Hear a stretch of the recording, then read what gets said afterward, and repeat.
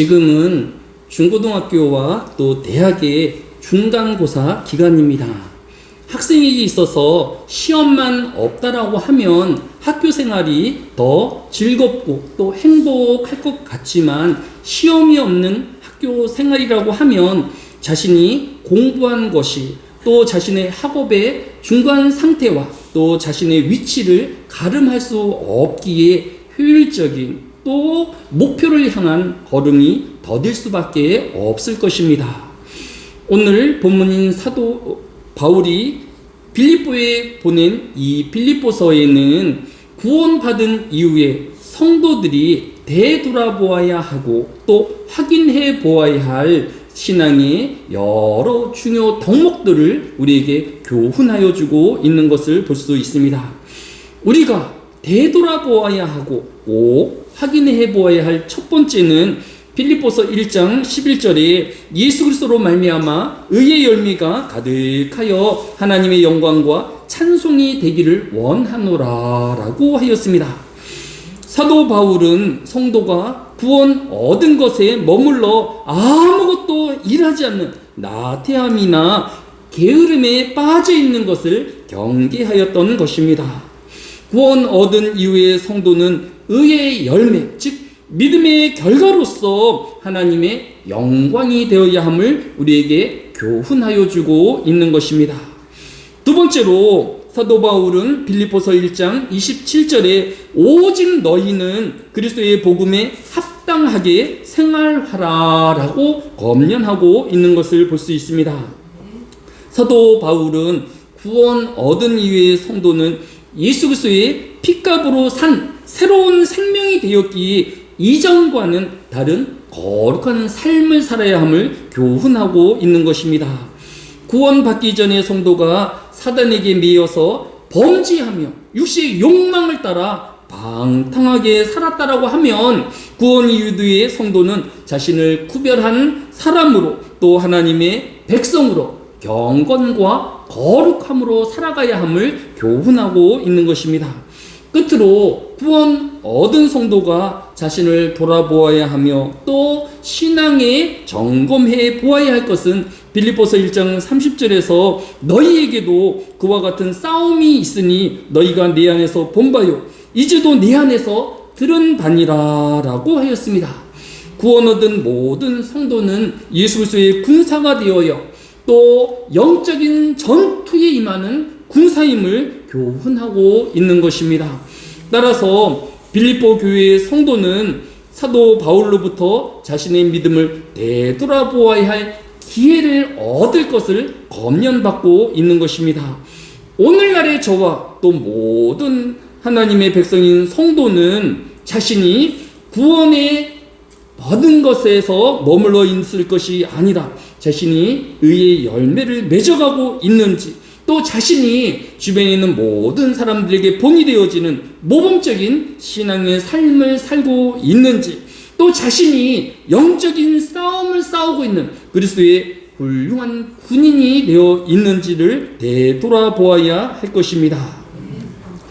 두 번째로 오늘 본문인 빌립보서 2장은 이러한 일을 행하기 위해서는 힘이 필요합니다.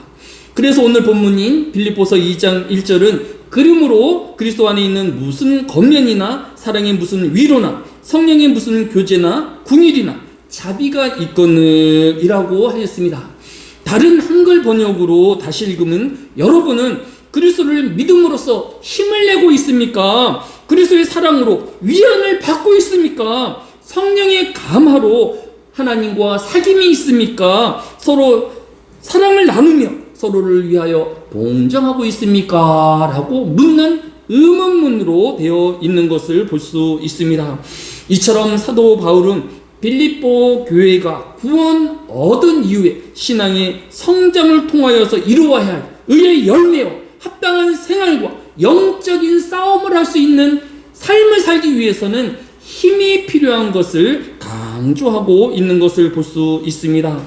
우리는 그저 되는 대로 살아가야 할 것이 아니라 구원 얻은 이후에 하나님이 필요로 하시고 하나님이 요구하시는 그런 신앙의 열매들을 위하여서, 거룩한 삶을 위하여서, 또 하나님의 좋은 군사가 되기 위해서는 힘을 필요로 한다라는 것입니다.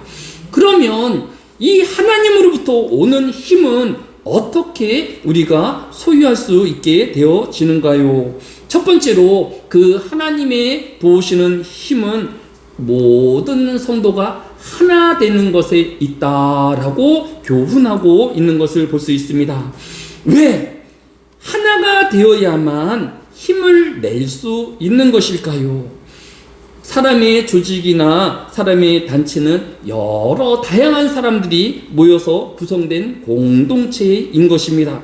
그런데 한 사람 한 사람 능력이 아무리 뛰어나다 할지라도 서로 다른 생각을 가지고 있고 서로 다른 방법을 생각하고 있다라고 하면 그 단체나 조직은 성장할 수도 발전할 수도 없다라는 것입니다. 서로 다른 20년, 30년을 살다가 이제 연인이 되어지고 부부가 되어진 이제 하나의 가정을 꾸미는 결혼하는 가정에도 마찬가지일 것입니다. 서로 다른 생각과 서로 다른 방법을 고집하는 이 신부와 신랑은 결코 행복한 가정을 이룰 수 없을 것입니다. 지난주 금요일날 24일 오후 9시에 채널 A에서 방송되어지는 금쪽 같은 내 새끼라는 방송에는 이 금쪽이가 키드카페에서 다른 아이들과 어울리지 못하고 혼자 겉도는 관찰 시점에서 시작하였습니다. 이에 이 혼자 노는 아이를 위하여서 부모가 나서서 주변의 또래 아이들을 모아주고 또 이 아들과 어울리도록 도와주었지만 결국 이 금쪽이는 혼자 낚시놀이에 몰두하며 혼자 놀기를 즐겨하였다라는 것입니다. 왜 이 아이는 다른 아이와 함께 어울리지 못하고 혼자만의 놀이에 푹 빠져 있는 것일까요? 그날 밤에 그 원인이 규명되었는데 저녁 식사를 마치고 엄마와 아빠가 이 금쪽이 훈육 문제로 서로 고성을 벌이고 싸움을 벌였던 것입니다. 이 서로 엄마와 아빠가 다투어서 깜빡 잊고 있었을 때에 이 금쪽이는 슬며시 자기 방으로 돌아가서 있었는데 이 아이가 그 방에서 가만히 있는 것이 아니라 이상 증상을 보이기 시작하였던 것입니다. 결국 이 장면을 본 시청자들이 느끼는 것은 부모가 다투고 싸우는 것으로 인하여서 이 아이가 정신적인 장애와 또 이런 이상 증상을 일으키는 안타까운 장면을 지켜보아야만 했던 것입니다. 이렇게 서로 다른 사람인 두 부부가 만나서 가정 안에서의 다툼은 이 프로그램 안에 있는 한 부부에 국한된 것이 아니었습니다. 결혼정보회사인 가연이 최근 25세에서 39세의 기혼 남녀 500명을 조사하여서 2025년 결혼 인식조사를 시행하였는데 기혼자 중 10명 중 8명이 여전히 부부싸움을 이어가고 있다라고 하였고, 그 원인은 생활 패턴의 차이라는 발표가 있었던 것입니다.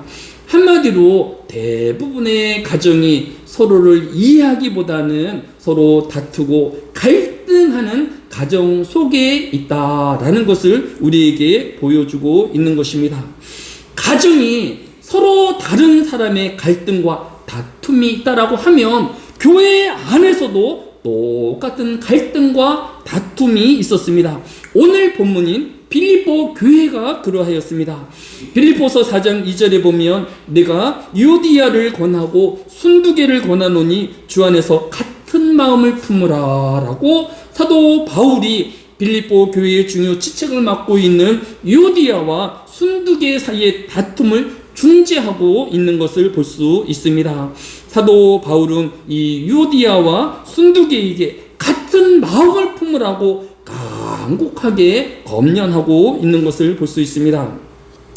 여기서 좀 새롭게 읽어지는 것을 보면 보통 사람들이 문장을 쓸 때는 내가 유디아와 순두개를 권하노니 라고 이렇게 한 문장을 만들 터인데, 성경은 내가 유디아를 권하고 또 순두개를 권하노니 라고 각각 이렇게 나누어서 똑같이 권하였다라는 단어를 사용한 것을 볼 수 있습니다.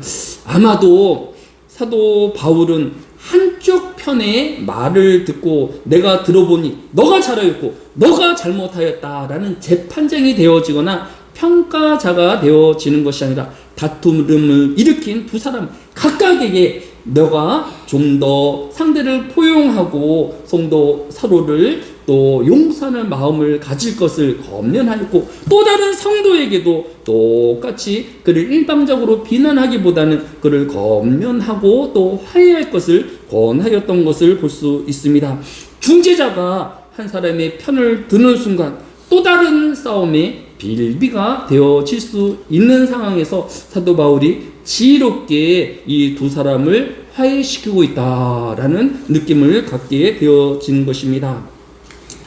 이렇게 가정 안에서의 부부간의 다툼이 있고 교회 안에서의 다툼이 있다라고 하면 서로 다른 문화를 가지고 있고 지역으로 나누어져 있는 한 나라 안에서의 지역적이고 또 서로 다른 사람들의 가치관과 문화를 인하여서 또 한 나라 안에서도 다툼이 있기 마련인 것입니다.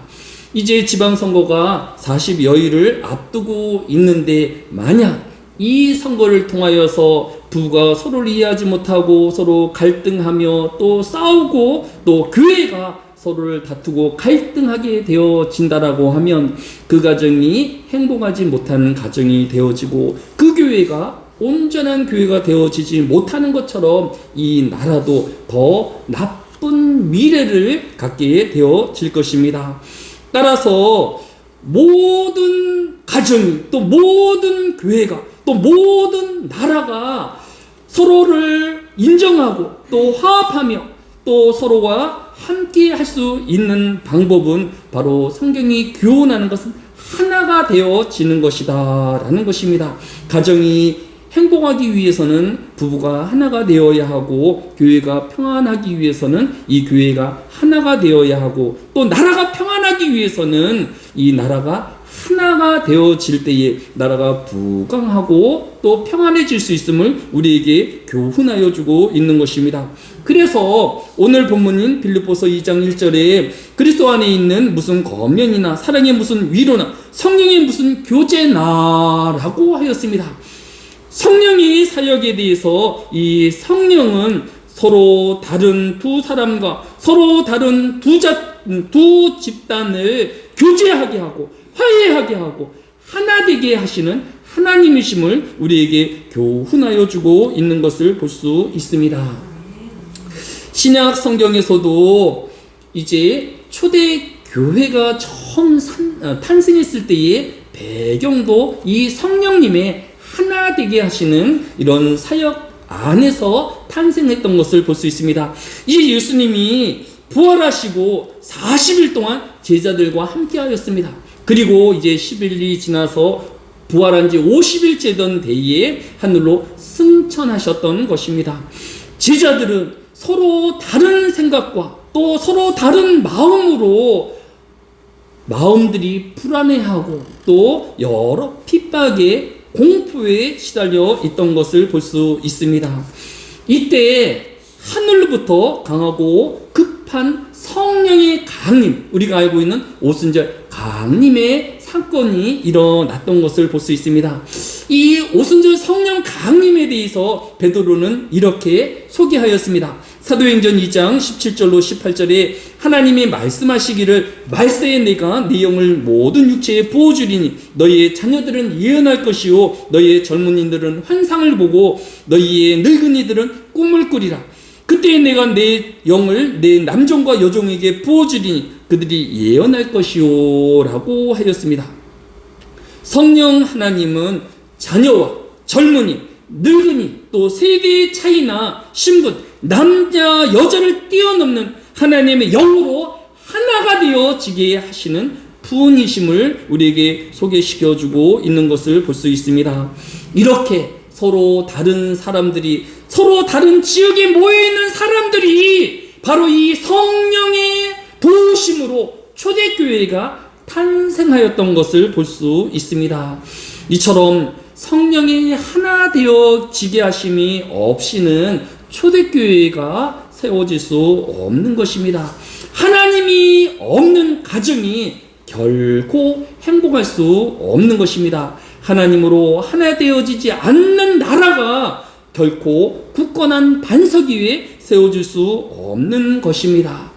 그러면 과연 이 초대교회가 성령으로 인하여서 하나가 되었을까라는 의심하는 사람들에게 성경은 결정적으로 초대교회의 모습과 또 초대교회의 형상들을 소개하고 있습니다. 바로 사도행전 2장 44절로 47절에 믿는 사람이 다 함께 있어 모든 물건을 서로 통용하고 또 재산과 소유를 팔아 각 사람이 필요를 따라 나눠주고 날마다 마음을 같이하여 성전에 모이기를 힘쓰고 집에서 떡을 떼며 기쁨과 순전한 마음으로 음식을 먹고 하나님을 찬미하며 또 온 백성에게 친송을 받으니 주께서 구원 얻는 사람을 날마다 더하게 하시니라 라고 하였습니다. 초대교회는 성령 안에서 신분의 차이와 또 경제적인 부유함과 가난함의 차이가 하나로 묶여지는 하나의 믿음 공동체로 변화되었음을 보여주고 있는 것입니다. 또 에베소서 4장 3절은 평안에 매는 줄로 성령이 하나게 되게 하신 것을 힘써 지키라 라고 하였습니다.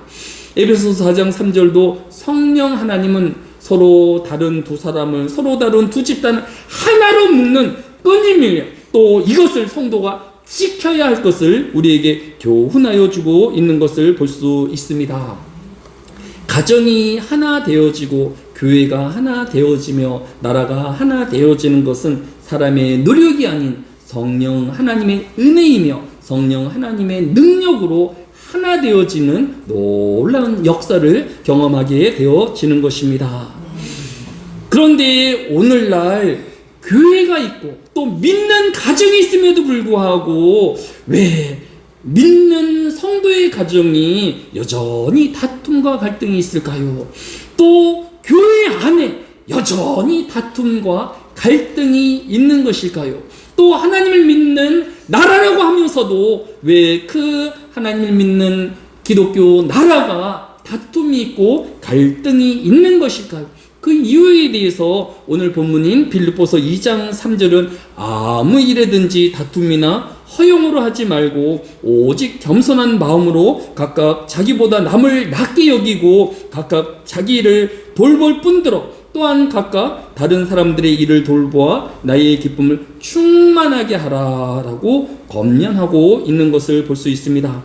구원받은 두 성도가 불화한다라고 하면 또 교회 믿음 있는 지체들이 갈등이 난다라고 하면 당사자들은 먼저 겸손한 마음으로 상대를 자기보다 낮게 여기오는 마음이 있는지를 되돌아보아야 할 것입니다.